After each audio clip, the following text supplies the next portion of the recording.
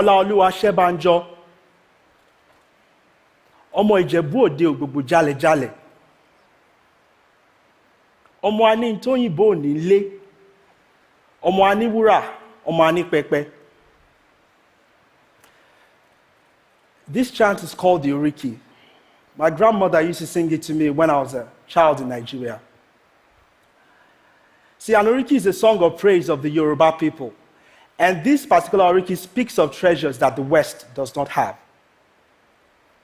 Mama, that's what I call my grandmother, told me many stories about Yoruba mythology. You see, the Yorubas are an ethnic group from the southwestern part of Nigeria. And I was always fascinated by these stories. I was always intrigued. And Yoruba culture has inspired my art since I was a child. You see, African art is not just what you buy at Harlem Market in New York. Every artist has a name, and every artist has a story. This is my story. See, Mama had tattoos on her arms and her legs. See, as a child, I thought she was born with them. They were beautiful black line and detailed symbols. And then she told me that they were actually symbols from the Yoruba mythology. I never knew how this was going to influence the artist that I am today. You see, as a young child, I saw art everywhere. I remember the house we lived in Ilorin, in Stadium Road. We had marble floors, and I would look at the marble floors and I would see all sorts of patterns and designs in it. And I thought everybody could see them. So I would call my brother. I was like, Ikeolu, come and see this marble design, see this pattern, see this mask. And he would tell me, Laolu, I don't see anything. So I would use ink and I would trace out what I saw on the floor. And then when my mom noticed, she got really upset. But that didn't stop me. I switched from ink to chalk. Of course, I got in trouble a lot with my teachers and my parents. So I remember my mom said, Laolu, we are Christians. Why don't you draw like other people? Why don't you draw, landscapes? Or maybe you draw chairs or furniture, or maybe you even draw Jesus. I could paint the whole house if I had the chance, but when I grew up, I knew being an artist was not an option. So I wanted to be the person my parents wanted me to be, so I went to law school. Of course, that's my dad there. He was so proud that day. And this was what my notebooks looked like in law school. Of course, I would miss classes and I would make up excuses why, I wasn't going to class. When I started working at the Human Rights Commission as a human rights attorney, my mind was elsewhere. I saw a very tough reality. I worked with children who had to choose between getting an education and actually being forced into marriage. I was so frustrated seeing all the injustice around me, and my only outlet was art. So I started painting. This piece is called Dreamscape. So when you zoom into this piece, you're going to see a girl child and the accident of birth, the fact that our future is controlled by where we're born. Now, the next one, you see a man and a man holding hands, a woman and a woman holding hands. You see in Nigeria, same-sex relationship is criminalized. You can actually get 14 years for that. With my art, I like to tell stories. With my art, I like to start a conversation. So in this one, you see the map of Africa, you see the questions, you see it crying, and then you see syringes plugged into Africa, and the natural resources being drained out. So I ask myself, where does it go? Who benefits from all of this? You see, with my art, the way I weave my art around, the patterns, the masks, the stories, and the way I use my lines, it's all from the Yoruba culture. So in 2013, I made a big gamble. I quit my job, and I moved to New York City to practice art full-time. Of course, my parents were like, oh, he's got a brainwave, he'll come back. But life as an artist in New York was not easy. Of course, I was broke, no money, no gallery agents, no representation, so no gallery would show my work. So I thought to myself, I need to survive. So I started painting on clothes to make a living. I started painting on shoes. I started customizing things for people. And then soon I realized the power, because people were so proud to wear their stories. So I started painting on everything. I painted on guitars, I started doing murals, anything I could find my hand on, I painted, and everything became my canvas. So one day, I was going on my Instagram feed and I saw this picture. It was Rain. She took a picture standing in front of my art. And the moment I saw that photo, something happened in that moment. I could actually see my artwork go into her and come out of her, literally. And that's how I started painting on human bodies. As a child, I saw art on the marble floors. I saw art on walls, but now I see art on people's faces and people's bodies. I remember my grandmother, and I realized that most of my creative instincts were actually based on my childhood memories and the art on my mother's skin. Now I look at all the people I paint and I think to myself, like, what would it look like if we all walked around like gods and goddesses from Yoruba mythology? And boom, that is how the sacred art of the Ori was born. You see, Ori in Yoruba mythology means your soul, it means your essence, it means your instincts. And I realized that only when you tap into your Ori, then you can actually move mountains. So, it's something so immediate about painting on the human body. It's something it's like art in motion. It's like a 3D experience. So one day, I was just doing my regular work in Brooklyn, and I got an email that said, "Hi, I'm a big fan of your work. Would you like to paint my music video signed Beyonce?" Like, Beyonce emailed me. I was like, what? I was like, what? How did she even know me? I thought this can't be true. Of course, I thought it was a scam. Nigerian was like, nah. But incredibly enough, it was real, it was true. And things happened really fast. You see, Beyonce wanted to pay homage to New Orleans, and my art reminded her of her Creole origins. So when Lemonade dropped, of course, boom, everything just went from 0 to 100 real fast. People featured me in magazines, interviews, people stopped me in the street, people knew my name, and sometimes I had to step back and just chill and take everything in. You know, as artists, we work so hard all our lives for our art to be recognized, and for this I feel blessed. However, the attorney in me is still there, so I use my art to fight for what I believe in. My Yoruba heritage is always there. Well, I'd like to share with you tonight some of my art in motion. Please, welcome with me on stage.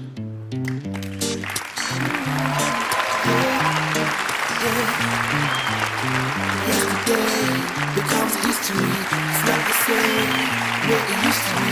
Another day. But what can I do to make the clock stop? Now, this is Jelly, and this is Rain. These are the first two people I ever painted in my life. And I spent the past day painting on them. Tonight, they represent my hopes and my fears. Now, I put my fears on the back.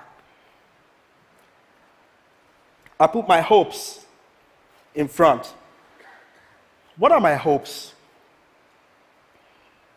I hope that people know that Africa is not just one huge nameless continent that is all the same. I also hope that people know that in Nigeria, we have over 350 ethnic groups and languages, and I'm just one artist from one of them.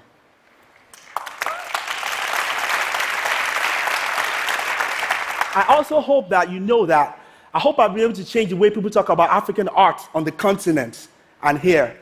And I hope you know that African art is not just what you buy at Harlem markets in New York. And that every piece of art you see has a story, and every artist has a name. Thank you very much for listening.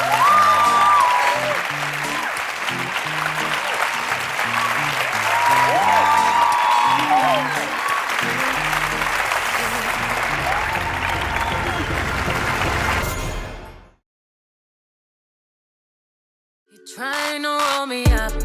I ain't picking up. Headed to the club. I ain't thinking about you. Me and my lady sip my deuce a cup. I don't give a fuck, chucking my deuces up. Suck on my balls, pause. I had enough. I ain't thinking about you. Middle fingers up, put them hands high. Waiting in his face, tell him boy bye. Tell him boy bye. Boy bye. Middle fingers up, I ain't thinking about you. I ain't sorry, you. I ain't sorry, you. I ain't sorry, I ain't thinking about you. I ain't sorry, I ain't sorry, I ain't sorry. No, no, hell no. Now you wanna say you sorry. Now you wanna call me crying. Now you gotta see me wildin'. Now I'm the one that's lying, and I don't feel bad about it. It's exactly what you get to stop interrupting my grinding. I ain't interrupting my grinding.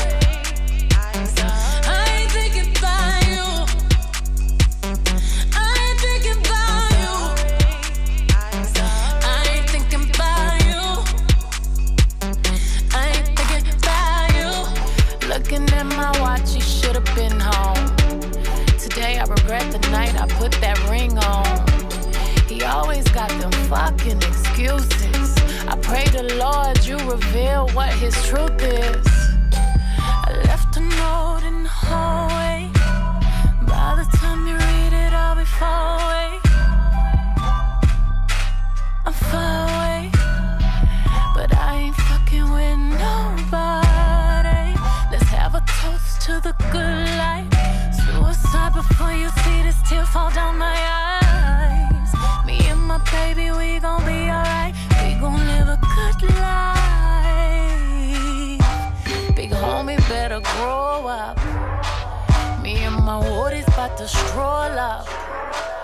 I see them boppers in the corner.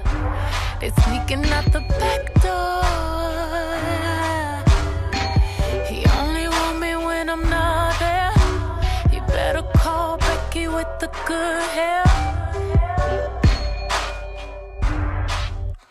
He better call Becky with the good hair.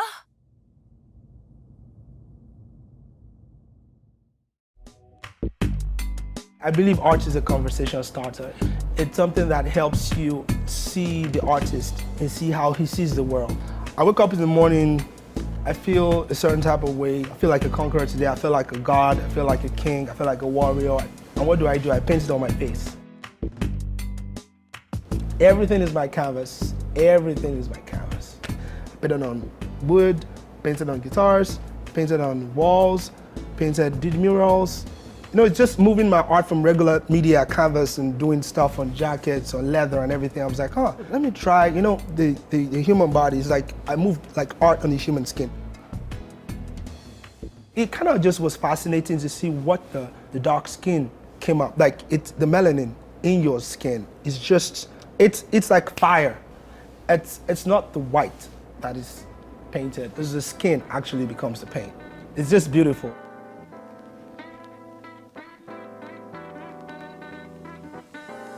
When I use the word sacred, it's like, if I was going to paint on your face, we need to talk, we vibe, you see certain things, I learn a little bit about you, and I just kind of look at you and I'm like, okay, what type of Yoruba god or goddess does she remind me of? And I take some of these elements and put them on your skin. So pretty much I'm turning you into something. You know, I'm bringing out something out of you that you didn't even know was there. So it's more like an interpretation of what I perceive about you. My dad was a lawyer, and like since we were like 4, 5, 6, he already picked out a career path for my brother and I. Like, oh, you're gonna be a lawyer, my brother's gonna be an engineer, and that was just like a done deal. I ended up studying law. I fell in love with it, but then I still had this huge passion. Like art was my thing. I used every opportunity to draw. Anytime we had like a particular matter we had to remember, you know, I would like form stories, you know, out of my own, just draw the plaintiff and the defendant and draw a courtroom and draw the wig and draw stuff like that. Deep down, you knew that this might not be the rest of my life, you know, I might eventually do something else. I was just like, so why am I wasting my time?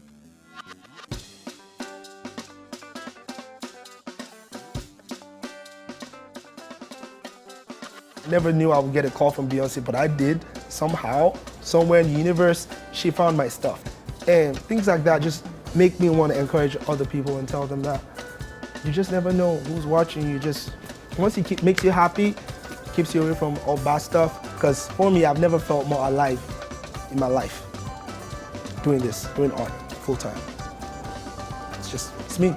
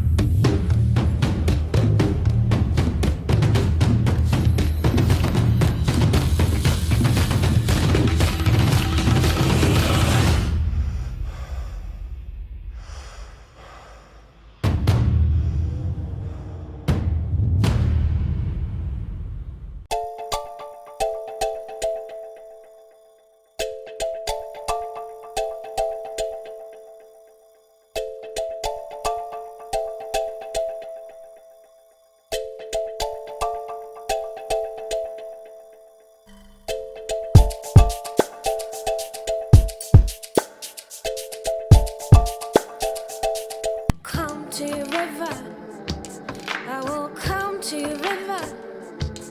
I will come to your river. Come to your river. Wash my soul. I will come to your river. Wash my soul. I will come to your river. Wash my soul again. Carry away my old leaves. Let me baptize my soul with the help of your waters. Sink my pains and complaints. Let the river take them. River drown them. My ego and my blame. Let me baptize my soul with the help of your waters. Burying black people out of sight and out of mind while extracting our culture, our dollars, our entertainment like oil, black gold, ghettoizing and demeaning our creations, then stealing them, gentrifying our genius, and then trying us on like costumes before discarding our bodies like rinds of strange fruit. The thing is that just because we're magic doesn't mean we're not real. No, mama, don't lose hope. Nah, no, mama, don't lose hope. Mama Africa, no, mama, don't lose hope. Nah, no, mama, don't lose hope. Mama Africa, no, mama, don't lose hope. Nah, no, mama, don't lose hope. Mama Africa, no, mama, don't lose hope. Nah, no, mama, don't lose hope. Mama Africa, no, mama, don't lose hope. Nah, no, mama, don't lose hope. Mama Africa, no, mama, don't lose hope. Nah, no, mama, don't lose hope. Mama Africa, no, mama, don't lose hope.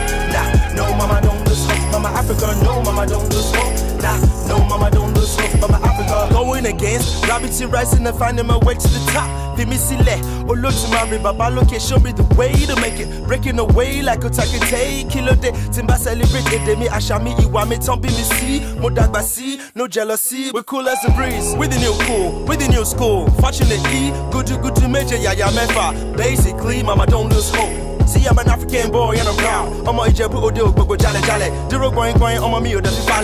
Don't be say I'm proud, don't be say I want it, Halle. Ha, Shango, Alode, Oya Lodi Joe. Shango, Alode, Oya Lodi Joe. Anybody matter, fele. Anybody matter, fele. I fell in love with art, like from the first day. You know, I would read up and just get fascinated by art and, you know, lines and patterns and stuff like that.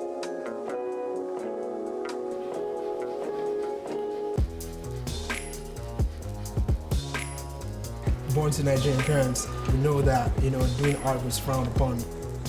My dad is an attorney, and my dad drove me around town and showed me different artists, you know, living on the trees and they're very poor. I was just like, no, I don't want to be like these people. So I just picked up my form and I filled in law first and second choice. Every day I would fall into like traps of daydreams or traps of trying to make art. It was just time. I mean, it was just time, so there was no turning back.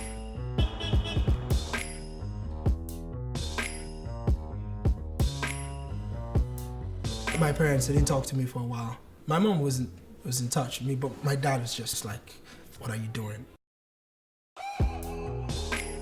I've always loved Brooklyn from the movies, you know? Walking through the city, you pretty much can feel the vibe of your ancestors who have come before you. Pretty much this country, you know, was built on the backs of slaves. I've never ever, nobody has ever called me black before until I moved to the United States. It becomes a struggle, whether you like it or not. When I'm drawing, it's like drawing in codes, it's telling stories. I believe art is not an end to itself. It can be used to translate ideas. You can put it on anything. You can tell stories, anything. You can move the world with art. Afro-Mysterics is a name I coined in 2007. It means the mystery of the African thought pattern. Every pattern you find, there are mysteries. Now, I take some of these patterns from the different works of Yoruba mythology. A lot of the masks, a lot of the markings on the mask, the waves, different triangles and swirls, and, you know, all those things, they have different elements and different relationships as it comes to different orishas, for example. When I'm drawing, it's like drawing in codes, it's telling stories.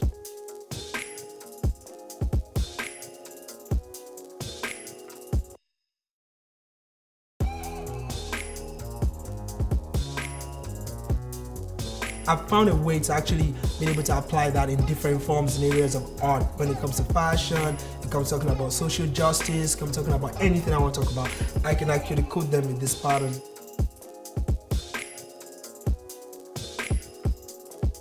would say I'm lucky to be alive at this point because, trust me, a lot of people have come way before me and I've been like trying to break this ice for way longer and they're made fun of and they're gonna accept it.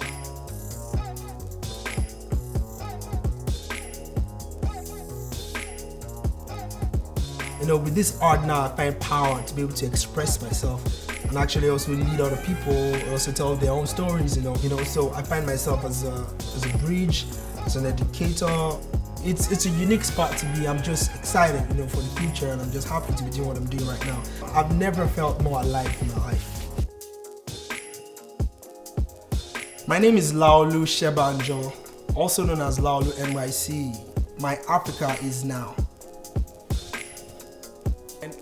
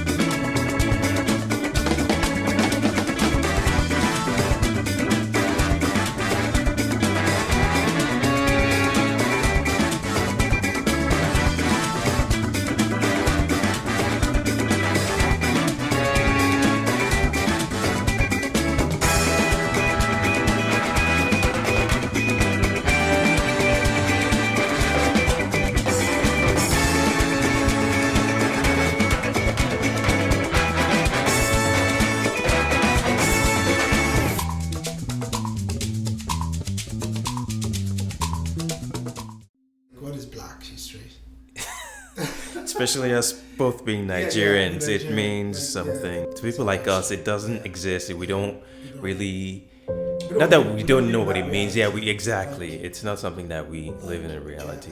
It would be great when we come to the day where it doesn't have to be that. Black history, yeah. It's just history. Just because you're specifically from a certain part of the world doesn't mean it has to be this because of that happened. Okay, we already know the history of what happened, but we are unique individuals. We're not just one thing because of we're part of this continent or what have you. We are all different in very many ways.